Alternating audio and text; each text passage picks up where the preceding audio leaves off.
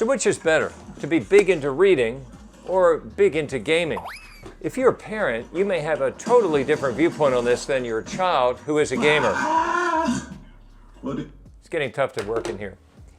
But the question may not be that simple to answer. So I got this interesting comment from a subscriber. I'm going to read it. You are against kids spending 6 hours a day gaming, but suppose you had a kid who's reading 6 hours a day. I bet that would be okay with you, right? This is actually a very interesting question. Gaming and reading have a lot more in common than one might think. First off, in both cases, we're going into an imaginary virtual world. And these worlds are very compelling. Sometimes our kids, whether they're reading or gaming, it's hard to even get them to take nourishment, right? You're having dinner time and you're calling down to them and it's like, I'll be up in 10 minutes, because they want to get to the next chapter. They want to get to the next save point. It's hard to pull them away from these virtual activities. The second thing in common is that in both of these activities, there's learning involved. There's knowledge acquisition involved. Like if you're reading, for example, you might not be participating in an adventure that you're reading about, but you're learning from it anyway, just from reading about it. You might be reading about historical events or reading a biography, but there's a lot of knowledge acquisition and learning that potentially is going on. We love this as parents, right? But also in gaming, there can also be a lot of learning and knowledge acquisition. You could be playing a game that exposes you to concepts that are historical by nature, like expose you to a name like Genghis Khan. You get curious about that and Google it and look up and find out about this historic figure. Many, many examples like that. In gaming, you might be learning how to develop strategies, learning how to be a team player with other players, learning how to cooperate. In some cases, you might even be learning something as complex as coding, and we'll get to an example of that in just a second. But the point is, both of these activities have learning and knowledge acquisition in common. They're just a little different. The third thing these activities have in common is that they are both highly sedentary. There's no cardiovascular going on to any significant degree. And I don't think any health specialist or anybody is going to say that sitting or lying down or nearly lying down for hours and hours a day is good for human health. We will talk about that more in just a minute. And in all these videos, I'd like to keep the YouTube algorithm happy, which means please tap on the subscribe icon, also the chime. And if you could give me a thumbs up, that tells YouTube there's something of value in this video and other people will see it. So which is better? How do we answer this question as parents? Here's my insight. Gaming isn't all bad and reading isn't all good. It depends what type of gaming we're doing and what type of reading we're doing. Now let's start with reading. I love to read, but there are many types of reading which kind of are a form of escapism. There are chapter books in a series. Kids love to read them. They're fun. You read one, you get familiar with the plot, then you immediately want to go to the next one and go through this series. I did the same thing myself when I was a kid. But let's not make any mistake. This isn't like reading a biography of a famous historic figure or nonfiction on science or poetry or something like this. It's not that much of a challenge to the mind. That is a certain type of reading. Now, what would be an example of this? Something like, there's always books like this, 39 Clues might be one. Sorry to the author.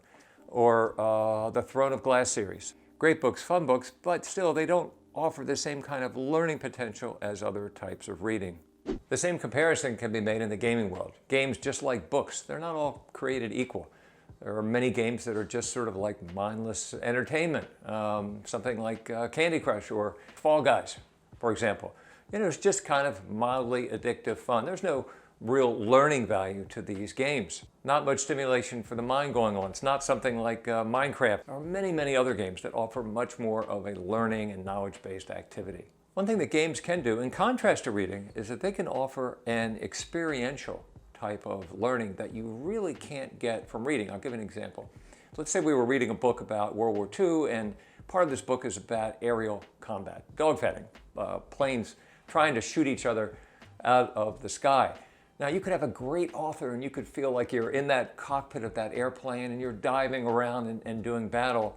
But if you were doing the same thing in the gaming world, if you were in a World War II flight simulator that had dogfighting, you would actually be surrounded by the gauges, you would see the landscape going by, you would be a character in your own story. And how that story ends has to do with how well you do as that character playing that role. And clearly, you're going to get a lot more experiential learning of what flying a plane is really like in that gaming simulation that you would in a book about the same topic, no matter how great the author is. It's just simply more experiential. So bottom line, as parents, I don't think that we can really say that all gaming is negative and all reading is positive. It really depends on what type of gaming, what type of reading is going on in our home. And to this point, it makes sense for us to dive in a little deeper.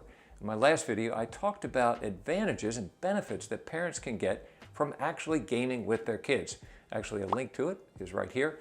That is a very useful video. And here's something interesting. I got many comments on this video, and it was a surprise to me. A lot of the comments were from gamers, and they were very positive to the idea of parents actually doing gaming as a family activity from time to time.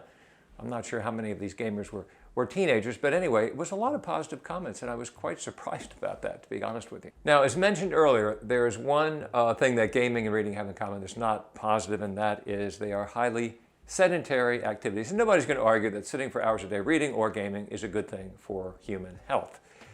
You know, and it's interesting how many games, particularly, not as many books, but how many games simulate real-world sports activity, outdoor activity, et cetera, et cetera. You can find on everything from obviously skateboarding, rock climbing, sailing simulation. There's the popular series, the FIFA series about soccer, football.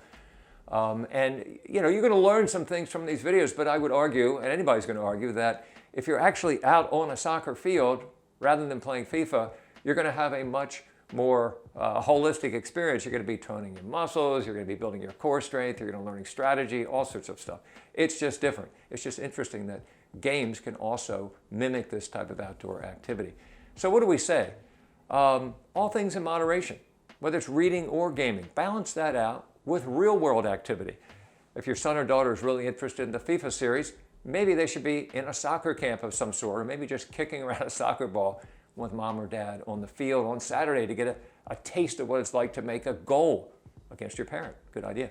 If you know a parent whose kids are in this gaming world or in the reading world, and you think they might benefit from this video, smoosh down on the share icon so that they can tap into the same ideas. So this is the third episode, and perhaps the most controversial episode on gaming.